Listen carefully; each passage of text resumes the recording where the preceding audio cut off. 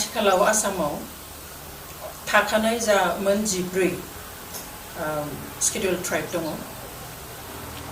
बिसोरनि जेबो खहा जायालासेनो गोदान जा मोनद' हारिफोरनोहाय गोदानै एसटि होनो नागिरनाय बाथ्रा बेनि बेलायाव बुंगासिनो जे जेबो खहा जायालासेनो थाखानाय मोन 14 स्केड्युल ट्राइबफोरहा एबा ट्राइबेलफोरहा जेबो खहा जाया आरो खहा जायै बायदि गोदानै बिसोरखौ थिसनदों बेयाव खुनु आसलते जुक्ति गैया खुनु बेबादि फर्मुला थानोनो हाया खारन भारतनि संबिजितावहाय मोनसेल' एसटिनि बाथ्रा दङ बेवहाय बे खहा जायैनि बाथ्रायानो गैया बेनिखाय जों सानो जे बिथांमोना जायफ्रा नागिरदों बिथांमोना ओबीसी हिसाबै दङ ओबीसी हिसाबैनो बिथांमोनखौ मोर पावार होनांगौ जिखिनि बिथांमोननि जौगानायनि राहा लामा बेफोरखौ नागिरनानै होनांगौ आरो गुबैयै बिथांमोना मानि थाखाय एसटि नागिरदों स्केड्युल ट्राइब जानो नागिरदों बेखौहाय आइडेन्टिफाइ खालामनांगौ जाहोनफोरखौ जे मा जाहोननि थाखाय बिथांमोना गोदानै एसटिआव हाबनो नागिरदों आरो बे जाहोनफोरखौ एसटिआव सोआलासिनो बेफोरखौहाय माबादिहाय सल्भ खालामनो हागोन माबादिहाय समाधान खालामनो हागोन बिनि लामाखौ सोरखारा आसलते नागिरनो नांगौ खारन गोदानै एसटि थिसनोब्ला बेयाव खहा जायैनि कुनु रावबो बेबादिहाय फर्मुला दिहुननो हानाय नङा आरो बेखौहाय बे थाखानाय एसटिफ्रा गनायनायबो नङा दिनै स्पेशली आहमनि बेलायाव जों नुदों जे बिथांमोना बुंदों जे जोंनो साख्रिनि रिजार्वेशन नाङा आरो एडमिशननिबो रिजार्वेशन नाङा अब्ला मानि थाखाय एसटि जानो नागिरदों बिथांमोना क्लियारलि बुंदों जे जोङो आसामखौ बासायनो थाखाय तो आसामखौ बासायनो थाखाय एसटि नङा बिथांमोना आसाम एसेम्ब्लियाव आयेन आफादावहाय आयेन दाहोनो थाखायसो नारसिननो नांगौ जे माबादि आयेन दायोब्ला आसामखौ बासायनो हागोन आसाम विधान सभा दङ एसेम्ब्लि दङ सोरखार दङ तो बेयावहाय ओरैबायदि खान्थि दानांगोन ओरैबायदि ल' दानो नांगोन आरो बिनि गेजेरजोंनो मा खालामनो हागोन बिथांमोना जेखौ गिदों जे दिनै असमखौ बासायनो हाला गोदान ल' लाबो एसेम्ब्लियावहाय असमखौ बासायनो हागोन गोदान ल' लाबो आसामनि हारिमुखौ बासायनो हागोन गोदान ल' लाबो आसामनि रावखौ बासायनो हागोन गोदान ल' लाबो आसामनि हा हुफोरखौ बासायनो हागोन एसटि जानानै बेफोरखौ बासायनो हानायनि लामा गैया आरो जुदि बेखौनो हायोमोनब्ला दिनै जों मोन 14 एसटिफोर दंखायो अब्ला मानो हायाखै आरो बे मोनद' माहारिफ्रा एसटि जानानै बोरै आसामखौ बासायनो बेवहाय जों नुनायाव बेयो जोंखौ नाख्रेबनायनिसो मोनसे साननाय बादि नुहुरो नाख्रेबनो थाखाय लानाय मोनसे थांखि बेवहाय बेखौ जुदि जाहोयोब्ला जों जोंनि इयुनखौ स्पेशली इयुन जोलैनि इयुनखौ जोङो खोमसि खालामना होनाय जागोन बेवहाय जोंनि जायफोर दैदेनगिरिफोर बिथांमोनाबो साननो नांगोन सोरखारा माबा मोनसे साननानै माबा मोनसे मावोब्ला बे आलादा खोथा रायजो सोरखार आरो सेन्ट्रेल सोरखारा खिन्थु जोंनि गावनि जाय राजखान्थियारि गोहोखौ जोङो थै जिउ होनानै मोनदों बे राजखान्थि गोहोआव थानाय जोंनि दैदेनगिरिफ्रा जाहाथे बेबायदि एनअसि होनानै बा गेजेर गेजेर खोथा बुंनानै जाहाथे जोंनि जा थाखानाय मोनखानाय जोंनि रैखाथिनि थाखाय जि जोंनो मोनसे दाहाल बादि होनानै दोनदों बे स्केड्युलखौ जाहाथे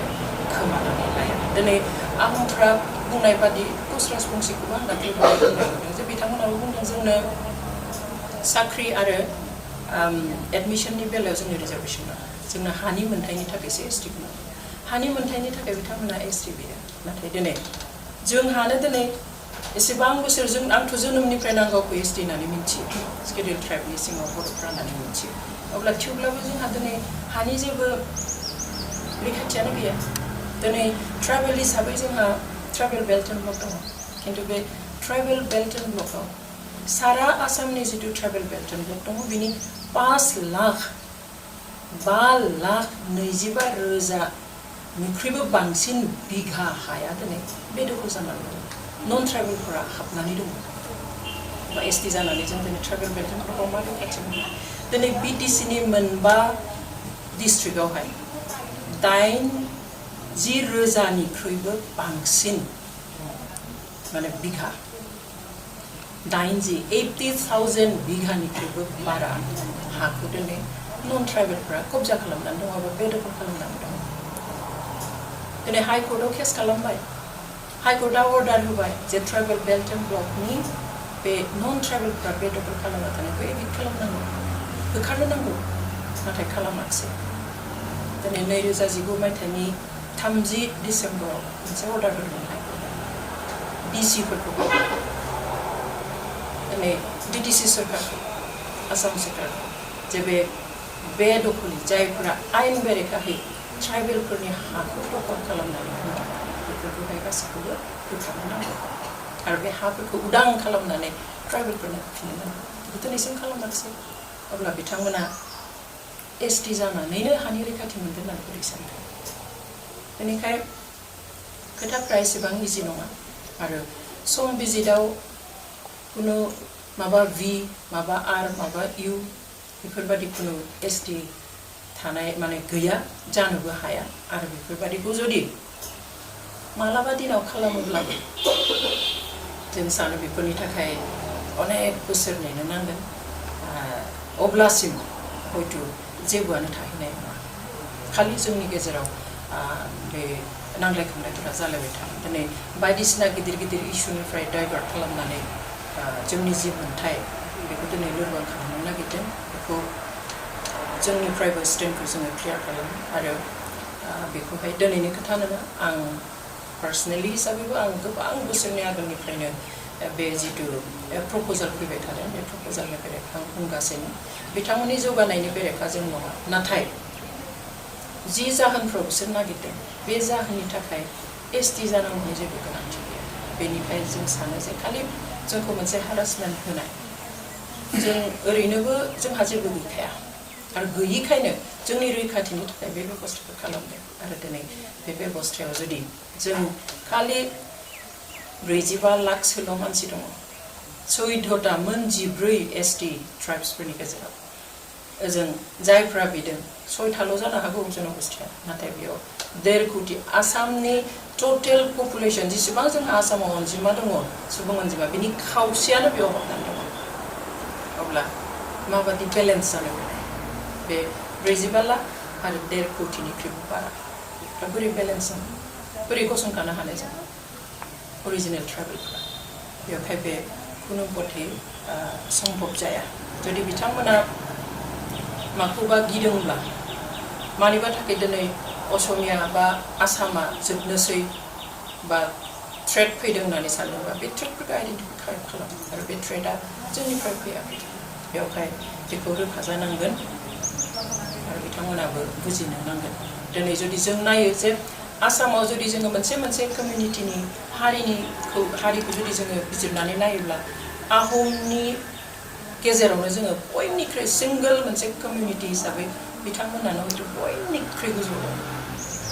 बयनिख्रुइ बारा साख्रि मावग्रा बयनिख्रुइ बारा धोनि बयनिख्रुइ बारा फरायनाय बयनिख्रुइ बारा फरेन कान्ट्रिफ्राव थानाय आसामनि सासेल' नङा चिफ मिनिस्टार जालांनाया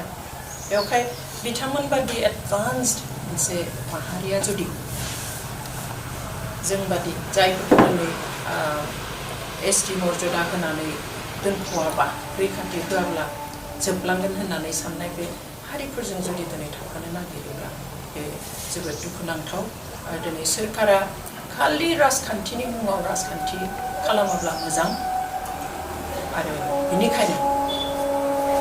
मोजाङै बाथ्राफोरखौ साननानै दिनै इलेक्सननि थाखायल' हिसाब खालामालासिनो गावनि सोरखारखौ बासायनो थाखायल' हिसाब खालामालासिनो थारैनो बे जेनुइन जायफ्रा अरिजिनेलि क्राइटेरिया कनस्टिटिउसनाव होनाय क्राइटेरिया फुलफिल खालामनाय आरो दासिमबो जोथोन लानो गोनां जोंफोरबादि बे मोन 14 जा ट्राइबेल माहारिफोर दङ बिथांमोननि खोथा साननानै जाहाथे पलिटिक्सनि नामाव जाहाथे पलिटिक्स खालामा बेखौ जों जोंनिफ्राय खावलायो दा जे आथिखालाव मोनसे खोथा ओंखारबाय थादों बयबो बुंबाय थादों जे आथिखालाव थाखानाय एसटिफोरनि जेबो खहा जायालासिनो गुबुन मोनद' हारिफोरनो एसटी होब्ला जोंहा बुंनांगौ गैया किन्तु बे खोथाया जानो हाया बेवहाय कुनु जुक्तियानो गैया कुनु बेबादि फर्मुलायानो थानो हाया जे गोदानै मोनद' हारिफोरखौ एसटी खालामगोन आरो गोजामफ्रा खहा जाया बे जानोनो हाया खहा जाथारगोन बिनिखाय दिनै अनजिमाखौ नायब्लाबो जों नुयो जे जोंहा 14टा गाहाम जदिउ हारिफोर दङ बिनि अनजिमाया 45 लाखफोरल' आरो बिथिंजाय गोदानै अनजिमाया माने हारिनि अनजिमाया खम 6था किन्तु बिसोरहा 1.5 कोटि आसामनि गासै जेसेबां सुबुं अनजिमा दङ बेनि खावसेयानो बिसोर अब्ला माबायदि बेलेन्स जानो बे बेलेन्स जानोनो हाया आरो थाखानाय एसटीफोर माने फोरनि जेबो खहा खालामालासिनो गुबुन एसटी होगोन होननानै बुंनाया